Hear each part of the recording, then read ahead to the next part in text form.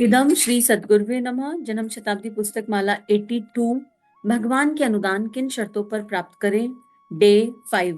परम पूज्य गुरुदेव वंदे माँ की अनंत कृपा, असीम कृपा और दिव्य दिव्य स्वाध्याय गुरु चरणों का ध्यान करते हुए स्वाध्याय की तरफ बढ़ते हैं। पिछले स्वाध्याय में गुरुदेव ने हमें बहुत खूबसूरती से अहंकार और स्वाभिमान के बीच का अंतर समझाया, जहां पर प्रश्न चिन्ह अपने ऊपर ही आता है कि हम अपने भीतर जाकर देखें कि हम कौन सा कार्य कर रहे हैं अहंकार के चलते, और कहे उसको स्वाभिमान रहे हैं कि ये तो स्वाभिमान है, इतना तो मैंडेटरी है। और जब बात भक्ति की आती है, इससे पहले गुरुदेव ने हमें भक्ति समझाई थी, तो जब बात भक्ति की आ जाती है ना, तो भक्ति में इंसान मान सम्मान अपमान स्वाभिमान इन सबसे परे चला जाता है। भक्ति की अवस्था बड़ी डिफरेंट अवस्था है। पर जब ज्ञान की अवस्था रहती है तो वहां पर हमको संसार में जीना है, तो ध्यान रखना पड़ता है, क्योंकि अभी अपनी बौद्धिक बुद्धि बची हुई है, अपनी बुद्धि सेल्फ की है। पर भक्ति में प्रज्ञा का जागरण होता है पूरी तरीके से, और सेल्फ का कुछ नहीं रहता, बस एक एनर्जी रहती है, जो एनर्जी जैसे गाइड करा दे वैसे इंसान चलता रहता है। लेकिन ये बहुत रहस्यमयी है और ये अवेलेबल भी नहीं है सबके लिए। बड़ी कृपा चाहिए और समूह की शक्ति चाहिए। एकाकी यात्रा करने में तो अभी कलयुग में संभव ही नहीं है कि एकाकी इस तरह चला जा सके। अब गुरुदेव आगे लिख रहे हैं कि आपको शर्म नाम की चीज के बारे में पता है। आपने याचना करते करते भगवान से आपको आदत पड़ गई। जब हम किसी चीज को बार बार रिपीट करते हैं, जैसे हम मान लो समाज में तो कुछ नहीं मांग रहे, पर भगवान के पास जा रहे हैं तो केवल याचना कर रहे हैं।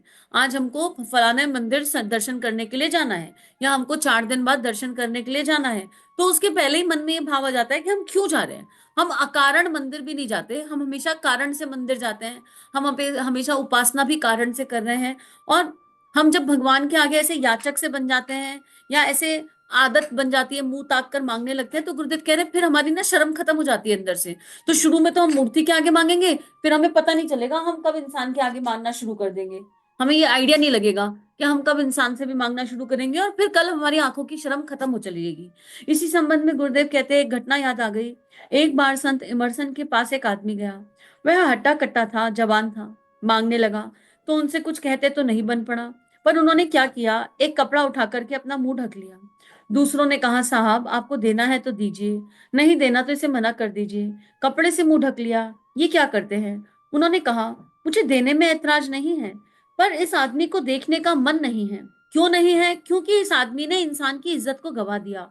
हट्टा कट्टा होते हुए भी, जवान आदमी होते हुए भी, अपने हाथ पैर से, अपने पुरुषार्थ से अपना गुजारा करने में समर्थ होते हुए भी, यह यहाँ पर हाथ पसारने आया है। इंसानियत को इसने कलंकित कर दिया है, इसलिए मैंने मुंह ढक लिया है। मैं इसको देखना नहीं चाहता हूँ।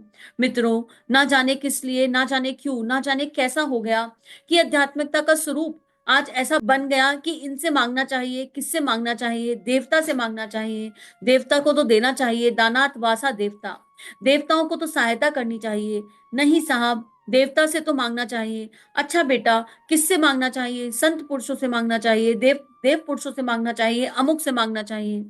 देखो, ये जो गुरुदेव ने आज यहाँ पर अपने एग्जाम्पल के थ्रू जो उन्हें घटना याद आई, मुद्दा उठाया, ये हम लोग सब डील करते हैं आम लाइफ में भी। कि कभी कहीं जा रहे हैं, रेलवे स्टेशन जा रहे हैं, रेड लाइट जा रहे हैं, आते जाते बहुत लोग मांगने आ जाते हैं, और कई बार तो छोटे छोटे बच्चे मांगने आ जाते हैं। अब ऐसे में क्या करें?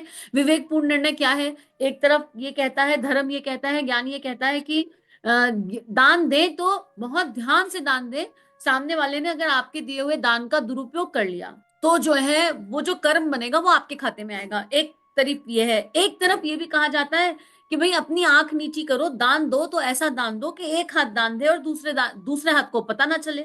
तो ऐसे में क्या सही है? कैसे एनालिसिस करें कि सामने वाला सही है या नहीं? फिर एक तरफ ये कहा जाता है कि ये यात्रा आत्मनिर्माण की है, इसमें किसी को जज करना ही नहीं है, किसी के ऊपर धारणा बनानी ही नहीं है, सामने कौन है कौन नहीं है देखना नहीं, बस अपना स्वधर्म निभाना है। ऐसे में ये निर्णय कैसे हो और क्या करें? किसको दान दें, किसको दान नहीं दें? उन छोटे छोटे बच्चों को जो घूमते रहते हैं उनको कैसे लौटाएं, क्या करें? ये बड़ा बड़ा एक जटिल प्रश्न बनकर खड़ा हो जाता है। तो जो समाधान यहाँ पर अभी समझ में आ रहा है, और आप लोगों को क्या समाधान मिला, आप भी बताइए कि आपको क्या समाधान मिला।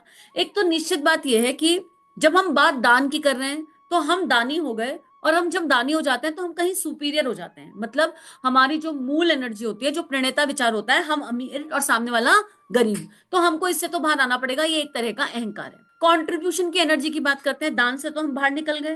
फिर क्योंकि ये कहा जा रहा है कि दान ऐसा दो कि एक हाथ दे दूसरे को पता ना चले, इसका मतलब अकर्ता भाव से हम क्या करते हैं, कहीं पर दान देते हैं तो जो हमारा संख्या होती है ना, जो नंबर होती है कि हमने कितना दान दिया, उसके आधार पर हमारी मेमोरी काम करती है। आज तक कितने रेड लाइट पर कितने गरीबों को 1 रुपया, 5 रुपया, 10 रुपया बिस्किट का पैकेट पकड़ाया होगा, वो किसी को याद नहीं होगा, मेमोरी में भी नहीं होगा। बस मेमोरी में क्या होगा, अरे हम तो किसी को खाली हाथ जाने ही नहीं देते, जो भी मिलता है उसको जो मर्जी दे पर देते ही हैं, हम तो खाली हाथ नहीं जाने देते। अगर ये मेमोरी में स्टोर है तो हम दानी थे और हम सुपीरियर थे, कहीं ना कहीं ये अहंकार है, इसे स्वाभिमान नहीं कह सकते, लेकिन आपके लिए नहीं कहा जा रहा, पर कुछ है ऐसे, अपनी कॉपी अपने आप जांचने की आवश्यकता है। अगर आपने किसी मंदिर में, किसी संस्था में, किसी अनाथ आश्रम में कोई नंबर फिक्स कर रखा है, साल का, महीने का, वो आपको याद रहता है, तो यहाँ पर अमाउंट याद रहता है। यहाँ पर हम तो इतना करते हैं, हम तो 50,000 देते हैं, हम तो 1 लाख देते हैं, हमने तो फलाने यज्ञ में 2 लाख दिए, हमने तो फलानी जगह 4 लाख दिए। ये सब जो है ना, ये जो रजिस्टर हो रहा है ना अंदर, ये सब केवल अहम को रजिस्टर हो रहा है। हम बड़े दानी हैं, हमारा अहम रजिस्टर हो रहा है, ठीक है। और ये अहम केवल नंबर, यानी जब पैसे की बात आती है ना, तभी ये अहम रजिस्टर होता है। क्योंकि ऐसे लोग जिनके पास देने के लिए लाखों नहीं है, देने के लिए 50,000, 60,000, 100,000 नहीं है, देने के लिए 10,000, 11,000 नहीं है, लेकिन उन्होंने अपना समय लगा लगा कर दे रखा है, वो कहीं रजिस्टर नहीं होते, वो कहीं किसी को पता नहीं चलते। तो ये जो नंबर है ना, ये रजिस्टर होता है। तो गुरुदेव हमें इस नंबर से बाहर निकालना चाहते हैं। गुरुदेव कहते हैं क्या करोगे, हमारे पास हमारा है क्या, ये सांसें अपनी नहीं है, ये देह भी पंच तत्वों की है। जो मनुष्य खुद उधारी का जीवन जी रहा है, वो किसी को क्या दान देगा, सोचने वाली बात है। अब दूसरी तरफ चलते हैं, कॉन्ट्रीब्यूटिंग एनर्जी। अब यहां पर ये समझ में आता है कि किसी को देखा और देखा कि बड़ा हट्टा कट्टा सा है, हाथ पैर सही है, कमा के खा सकता है, और दारू पी के पड़ा हुआ है किसी कोने में और कह रहा है खाना दे दो, तो कई बार करुणा संवेदना जग जाती है, कई बार गुस्सा आ जाता है। जब तक हमारे मन में ये उथल पुथल हो रही है, ये लहरें आ रही हैं, करुणा, संवेदना, गुस्सा, इरिटेशन, भारत का नाश कर दिया इन्होंने, ये लोग कैसे भिखारी हैं, इस तरह की चीजें आ रही हैं, तब तक हम देह भाव में हैं, तब तक हम अहम में हैं, क्योंकि हमारे अंदर प्रेम नहीं आ रहा। एक एक वाली एनर्जी होती है ना कि हे प्रभु, जो कृपा आपने मुझ पर करी और जैसे मैं आपकी तरफ देख लिया, ऐसे इस मानव पर कब होगी, पता नहीं इसका कौन से जन्म का कौन सा प्रारब्ध और कौन सा कर्म है। ये जो सद्भावना हम दे सकते हैं प्रेम की एनर्जी पर, ये तो डेवलप ही नहीं होती, क्योंकि हम सही गलत, उचित अनुचित, धर्म अधर्म, इसमें इन्वॉल्व हो जाते हैं। और हमारी जो छोटी बुद्धि है, जो लॉजिकल माइंड है, ये एक्टिवेट हो जाता है, और वो एक्टिवेट हो जाता है, और एक्टिवेट होने के बाद देने से पहले अपने आप को दानी बना लेता है, अपने आप को सुपीरियर बना लेता है, और सामने वाले को गलत। अब हम इस एनर्जी पर जाने के बाद कुछ देते भी है ना, तो यकीन करो हमने दिया ही नहीं, हमने अपने अहम का पोषण किया, सॉरी टू से दैट, लेकिन सच्चाई है। अब यहाँ पर जो परम पूज्य गुरुदेव समझाते हैं गहराई में, हमारे अंदर की संवेदना, भाव संवेदनाओं की गंगोत्री, मनुष्य मानव देह भाव संवेदनाओं की गंगोत्री है। हमारी करुणा संवेदना खत्म नहीं हो सकती। हम बेस्ट चीज किसी को क्या दे सकते हैं, पहले तो सामने वाला आया है तो उसकी पूजा करो। श्रीमद् भागवत कथा ये कहती है कि अगर आपके दरवाजे कोई आ गया या आपके सामने कोई आ गया, तो हमारे कर्म के हिसाब से आया, हमारे प्रारब्ध कर्मों के हिसाब से आया। इंसान किसी से यूं ही नहीं टकराता, ठीक है। तो पहले भाव रूप से उसकी पूजा करो कि हे आत्मा, आप जो भी हैं, आप अगर आज हमारे सामने आया, तो सबसे पहले आपको चरण वंदन मन मन में, ठीक है। फिर उसके लिए मन से प्रार्थना निकलनी चाहिए, दिल से प्रार्थना निकलनी चाहिए, दिल से, कि जो भी इसके लिए बेस्टेस्ट हो भगवान वो करेंगे। हम गुरु से जुड़े हुए हैं, हम ईश्वर से जुड़े हुए हैं। हमारे पास सबसे बड़ी चीज क्या है, हमारे पास सबसे बड़ी चीज है तप का बल, प्रेम का बल, गुरु का बल। हम कुछ दे सकते हैं या नहीं दे सकते, गुरु का दिया मंत्र तो दे सकते हैं। ऐसी आत्माओं को दैहिक रूप में आप, भौतिक रूप में आप द्रव्य कितना देंगे, श्री कितना देंगे, ये व्यक्तिगत है। ये आपका उस समय का हिसाब किताब है कि हम कितने सुपीरियर हैं, या हमें कर्ता भाव है, या उस समय की भाव संवेदना क्या है। लेकिन कुछ दे न दे, गायत्री मंत्र तो दे सकते हैं। 5 गायत्री मंत्र, 1 गायत्री मंत्र, 2 गायत्री मंत्र बोलकर सुना दीजिए, और उसको कहिए सामने वाले को, अगर कहने की परिस्थिति है, कि देखो गायत्री करने के बाद जीवन सुधर जाता है।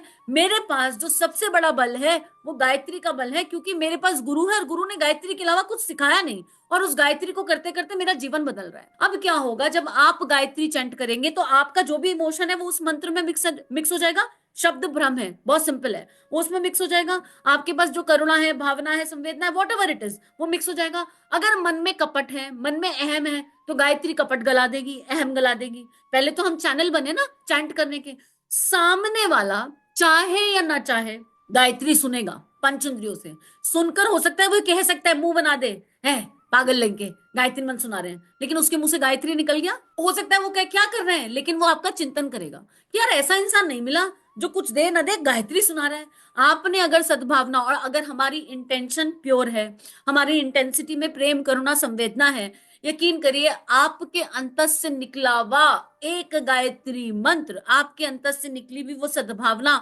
सामने वाले के हृदय पे प्रवेश करेगी और गायत्री का बीज गुरु कृपा से, गुरु इच्छा से सामने वाले में स्थापित हो जाएगा। फिर बात आती है बाकी शक्तियों की। फिर देखिए परिस्थिति क्या है। अब आप एक बिस्किट का पैकेट भी दे सकते हैं, आप कुछ खिला भी सकते हैं। पैसे देना तो ठीक नहीं होता, कई बार इंसान पी लेता है, कुछ कुछ गलत काम कर लेता है। छोटा बच्चा है तो स्टेशनरी दिला सकते हैं। फिर अपनी पॉकेट देखिए, अपनी व्यवस्था देखिए और देखिए कंट्रीब्यूट कैसे कर सकते हैं। दान की एनर्जी पर ना जाकर कंट्रीब्यूशन की एनर्जी पर जाइए, सहयोगी आत्मा बनने की एनर्जी पर जाइए। क्यों जरूरी है? दान की एनर्जी में तो मैं दानी और सामने वाला लेने वाला, यानी मैं अमीर वो गरीब। लेकिन कंट्रीब्यूशन की एनर्जी पर वो भी एक आत्मा और मैं भी एक आत्मा, वो भी मानव और मैं भी मानव। और मेरा कर्म और प्रारब्ध ही तो उस आत्मा को मेरे सामने लेकर आया है। मेरा पिछले जन्म का कोई तो कार्मिक अकाउंट होगा, हो सकता है किसी जन्म में हम भिखारी रहे हो और हमने उससे मांगा हो और आज वो ये हिसाब पूरा करने आया हो, ये भी तो संभावना है। इस पर कौन विचार करेगा? गहना कर्मणो गति। तो हर दृष्टि से गुरुदेव हमें अहंकार मुक्त करना चाहते हैं, हमें दानी होने की भावना से मुक्त करके एक मानव बनाना चाहते हैं। तो मानव जीवन की एनर्जी तो यही कहती है। और कोई हट्टा कट्टा हो तो उसे कुछ नहीं, और अगर पढ़ा लिखा है तो उससे प्यार से पूछो, पहले उसकी भाव संवेदनाओं को स्पर्श करो। हम क्या करते हैं, ज्ञान देना शुरू कर देते हैं। तुम्हारे हाथ पैर ठीक है, तुम इतने हट्टे कट्टे हो, तुम क्यों कमा रहे हो? हमारे अंदर जो एग्रेशन आया वो ज्ञान के रूप में प्रकट आया, किसी को भी समझ नहीं आएगा। अगर अंदर एग्रेशन आ गया तो मौन रहो, क्योंकि हमारी गाड़ी ट्रैक से उतर गई ना, हमारी गाड़ी ऊपर नीचे हो गई। और फिर हम सड़क पर चलते हुए भिखारियों के लिए बातें बना रहे हैं, पर जब हम संतों के, महात्माओं के, ऋषियों के पास जाते हैं तो क्या हम भिखारी नहीं होते हैं? क्या हम संतों ऋषियों से आशीर्वाद नहीं चाहते हैं? अभी जब हम ये स्वाध्याय कर रहे हैं तो कुंभ चल रहा है। अरे मैक्सिमम जनता कुंभ में जा रही है, पता है क्यों जा रही है? सॉरी टू से दैट, लेकिन बहुत सारी मानसिकता ऐसी है, कुंभ में जाएंगे तो हमारे पाप धुल जाएंगे। अरे वाह, ये कितनी बढ़िया बात है। वहां पर भी जा रहे हैं तो स्वार्थ के लिए जा रहे हैं क्या? फिर हम भिखारी नहीं है? कुंभ में जाएंगे तो संत महात्माओं का आशीर्वाद मिल जाएगा, और फिर उस आशीर्वाद से क्या करेंगे? फिर उस आशीर्वाद से बदतमीजी फैलाएंगे, क्योंकि हम सुधरने वाले तो है नहीं, हम तो बिगड़ैल हैं, हम तो वैसे ही रहने वाले हैं। तो हमारी खुद की मानसिकता, हम बड़े घर में बैठे हैं या हमारे पास गाड़ी है, बंगला है, हमारे अकाउंट में बैंक बैलेंस है, इसका ये मतलब नहीं है कि हम भिखारी नहीं है। इस मानव देह में जो अपनी जागृति नहीं कर पा रहा, जो नीचे के 3 चक्रों पर अर्थात पेट और प्रजनन के हिसाब से जीवन जीना है, वो भिखारी ही है। बस कोई देह से दिखाई दे रहा है, कोई नहीं दिखाई दे रहा। अपनी कॉपी कौन जांचेगा? अपने आप को चेक कहाँ करेंगे? एक एक सिचुएशन, एक एक परिस्थिति केवल आत्मनिर्माण के लिए है, इसके अलावा किसी चीज के लिए है नहीं। तो यहाँ पर ये कहा जा रहा है कि इंसानियत को कलंकित हम भी कर रहे हैं। यहाँ पर गुरुदेव ने जिस संत इमर्सन की बात करी वो संत थे। संत क्या होता है? उसकी इच्छा खत्म हो जाती है। क्या हम संत हो गए? अगर हम संत हो गए, अगर हमारे अंदर का संत और ऋषि सच्ची में जागृत हो गया, तब हम किसी ऐसे इंसान के लिए जिसको किसी प्रारब्धवश या किसी कर्मवश या अपनी हरामखोरी के वश, किसी भी कारणवश भीख मांगनी पड़ रही है, तो हमारा हृदय अगर संत हृदय हो जाए, ऋषि हृदय हो जाए, तो जैसे बुद्ध ने अंगुलीमाल को बदल दिया, यकीन कीजिए आप उसे बदल सकते हैं। हमारे पास वो शक्ति आ जाएगी। ये चमत्कारिक शक्ति नहीं है, ये साधना की, तप की शक्ति है, ये भावनाओं की शक्ति है, विचारणाओं की शक्ति है, ये परम पूज्य गुरुदेव की शक्ति है। पर अपने अंदर का संत तो जगह नहीं, दूसरे पर आक्षेप कर रहे हैं। किस आधार पर आक्षेप कर रहे हैं? नया कर्म बना रहे हैं। वो बेचारा तो पल दो पल के लिए मिला भिखारी, जिसे हमने भिखारी कह दिया और बेचारा कह दिया। वो तो पल दो पल के लिए हमारा खाता पूरा करने के लिए मिला था, हमने खाता पूरा तो किया नहीं, नया खाता बना दिया। इससे बेटर है कि अगर समय है, अगर समय है तो सामने वाले से पूछो कि क्या हुआ, किस कारण तुम इस परिस्थिति में आए। मोस्टली समय होता नहीं, रेड लाइट होती है, भग भग रहती है। कुछ नहीं करो, जोर से, पूरे दिल से, सद्भावना से एक गायत्री मंत्र कर दो, और अपनी गाड़ियों में 2-2 रुपए वाले पार्ले जी के पैकेट आते हैं। अन्न में बड़ी शक्ति होती है भाई, अन्न में बहुत शक्ति होती है। अपनी गाड़ियों में वो पार्ले जी के पैकेट रखो, या कुछ भी जो आपकी परिस्थिति हो। चने रख लो, कुछ नहीं रख सकते तो चनों के पैकेट बना बना के, मुट्ठी मुट्ठी भर के चने पैकेट बना बना के रख लो अपनी गाड़ियों में, और बस एक गायत्री मंत्र करके जल्दी से चने का पैकेट दे दिया, जल्दी से बिस्कुट का पैकेट दे दिया। आप अगर सद्भावना की एनर्जी पर हैं, आप अगर संत एनर्जी पर हैं, अगर आप बिल्कुल शरणागति की एनर्जी पर हैं, अगर आप दानी भाव में नहीं है, तो यकीन करो वो आपके चने, वो बिस्किट का पैकेट जो आपकी देह के माध्यम से अब आप निमित्त हो गए, दिया गया, वो उसके जीवन में बदलाव ले आएगा। कब हमको नहीं पता, हम तो दोबारा मिलेंगे नहीं। तो आज की बात को यही गुरु चरणों में अर्पित समर्पित करते हैं। और यहाँ पर किसी को दोष देने की बात नहीं है, ये स्व का अध्ययन है, तो मैंने तो खुद सीखा ही है। मुझे तो सीखते सीखते समझ में आया कि कितना अहंकार है, कहाँ कहाँ अहंकार है।